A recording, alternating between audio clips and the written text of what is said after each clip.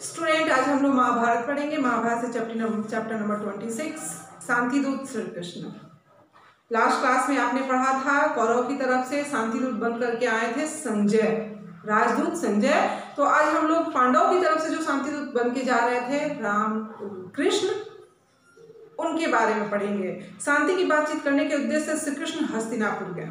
संजय के लौट जाने के बाद पांडवों की तरफ से शांति के दूत कौन बन करके गए? तो श्री कृष्ण गए, उनके साथ सात्विक भी गए हुए थे। रास्ते में कुशल स्थल नामक स्थान में वह एक रात विश्राम करने के लिए ठहरे।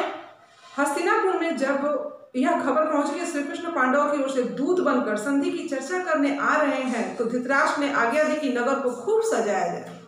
नगर जो है उसको खूब सजाया जाए।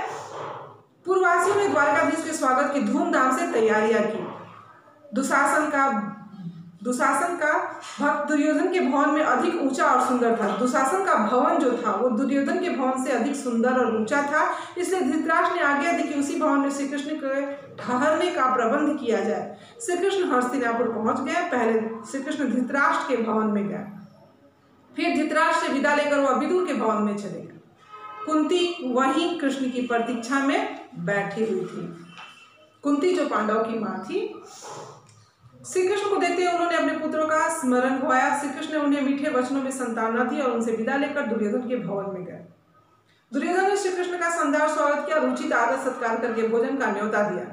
श्री कृष्ण ने कहा, राजन, जिस उद्देश्य को लेकर मैं यहाँ आया हूँ वह पूरा हो जाए तब मुझे भोजन का न्योता देना उचित होगा।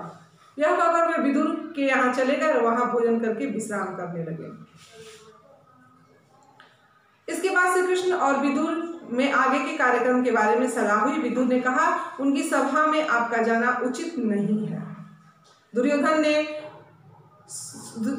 के स्वभाव से जो भी परिचित थे उनका भी यही कहना है कि वे लोग कोई ना कोई कुचक रच कर श्री कृष्ण के प्राणों तक को हानि पहुंचाने की चेष्टा करेंगे।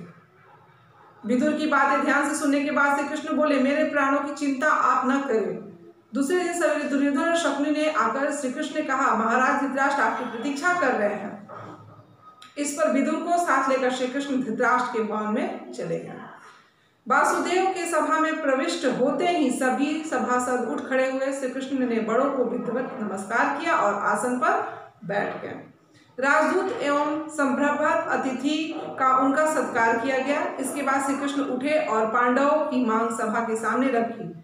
फिर वह धृतराष्ट्र की ओर देखकर बोले, राजन, पांडव शांति प्रिय हैं, परंतु साथ ही साथ यह भी समझ लीजिए कि वे युद्ध के लिए भी तैयार हैं।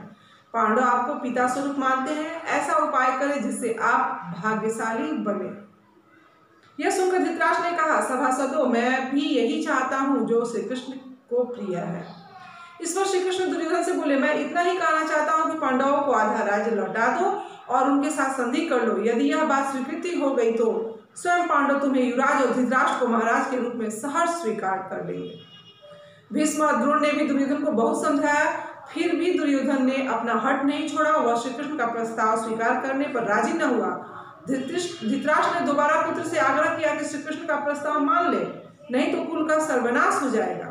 दुर्योधन ने अपने आप को निर्दोष सिद्ध करने की जो चेष्टा की थी उसने श्री कृष्ण को हंसी आ गई। तभी श्री कृष्ण ने दुर्योधन को उन सब अत्याचारों का विस्तार से स्मरण दिलवाया जो उसने पांडवों पर किए थे। भीष्म, द्रोण आदि प्रमुख वृद्धों ने भी श्री कृष्ण के इस वक्तव्य का समर्थन किया। यह देखकर दुशासन क्रुद्ध हो उठा और दुर्योधन से बोला, भाई, मालूम होता है कि ये लोग आपको कैद करके यहीं पांडवों के हवाले न कर दें, इसलिए चलिए यहाँ से निकल चले। इस पर दुर्योधन उठा अपने भाइयों के साथ सभा से बाहर चला गया। इस बीच धृतराष्ट्र ने विदुर से कहा, तुम जरा गंधारी को सभा में ले आओ, उसकी समझ बहुत स्पष्ट है और वह दूर तक सोचती है, हो सकता है उसकी बातें दुर्योधन मान ले। यह सुनकर विदुर ने सेवकों को आज्ञा देकर गंधारी को बुलाने के लिए भेजा। गंधारी भी सभा में आई और धृतराष्ट्र ने दुर्योधन को भी सभा में फिर से बुलाया। दुर्योधन सभा में लौट आया। क्रोध के कारण उसकी आंखें लाल हो रही थी। गंधारी ने भी उसे कई तरह से समझाया, परंतु दुर्योधन ने ये बातें मानने वाले कब थे? वो दुर्योधन, उनकी माँ को भी उसने मना कर दिया और दोबारा सभा से निकलकर बाहर चला गया। बाहर जाकर दुर्योधन ने अपने साथियों के साथ मिलकर एक षड्यंत्र रचा और राजदूत श्री कृष्ण को पकड़ने का प्रयत्न किया। श्री कृष्ण ने तो पहले से ही इन बातों की कल्पना कर ली थी। दुर्योधन की यह चेष्टा देखकर वह हंस पड़े।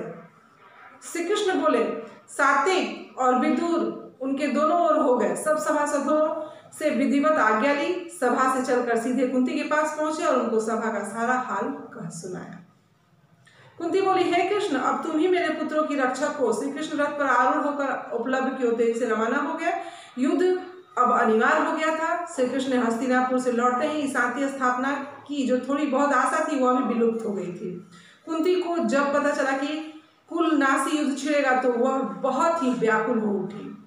चिंताएं कारण आकुल हो रही थी। कुंती अपने पुत्रों की सुरक्षा का विचार करती हुई गंगा के किनारे पहुंची, जहां कर्ण रोज संध्या वंदना किया करता था।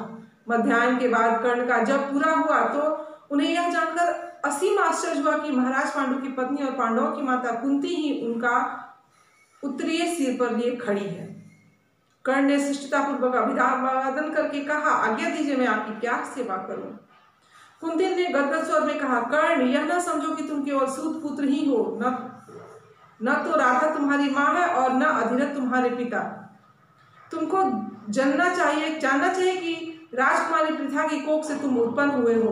तुम सूर्य के अंश हो। थोड़ा सुस्ताने के बाद वह फिर बोली, बेटा, दुर्योधन के पक्ष में होकर तुम अपने भाइयों से ही शत्रुता कर रहे हो। धृतराष्ट्र के लड़कों के आश्रित रहना तुम्हारे लिए अपमान की बात है। तुम अर्जुन के साथ मिल जाओ, वीरता से लड़ो और राज प्राप्त करो। वो भी तुम्हारे अधीन रहेंगे और तुम उनसे घिरे हुए प्रकाशमान होगे। कर्ण माता कुंती का यह अनुरोध सुनकर बोला, माँ, यदि इस समय मैं दुर्योधन का साथ छोड़कर पांडवों की तरफ चला गया तो लोग मुझे ही कायर करेंगे। अब जब युद्ध होना निश्चित हो गया है तो मैं उसको मझधार में कैसे छोड़ जाऊं? यह तुम्हारी कैसी सलाह है? आज मेरा कर्तव्य यही है कि मैं पांडवों के विरुद्ध सारी शक्ति लगाकर लड़ूं। मैं तुमसे असत्य क्यों बोलूं? मुझे क्षमा कर दो, लेकिन हाँ, तुम्हारी भी बात एकदम व्यर्थ नहीं जाएगी। अब मैं यह करूंगा कि अर्जुन को छोड़कर और किसी पांडव के प्राण नहीं लूंगा। या तो अर्जुन इस युद्ध में काम आएगा या फिर मैं। दोनों में से किसी एक को मरना ही पड़ेगा। शेष चारों पांडव मुझे चाहे कितना भी तंग करे, मैं उनको कभी नहीं मारूंगा। माँ, तुम्हारे तो 5 पुत्र हर हाल में रहेंगे, चाहे मैं मर जाऊं चाहे अर्जुन। हम दोनों में से एक बचेगा और बाकी 4 तो रहेंगे ही। तुम चिंता न करो। अपने बड़े पुत्र की ये सारी बातें सुनकर माता कुंती का मन बहुत विचलित हुआ, परंतु उन्होंने उसे अपने गले से लगा लिया और बोली, तुम्हारा कल्याण हो। कर्ण को इस प्रकार आशीर्वाद देकर कुंती महल में चली आई। स्टूडेंट, ये था आपका चैप्टर नंबर 25। आप इसको अच्छे से वॉच कीजिए नेक्स्ट क्लास में। Thank you.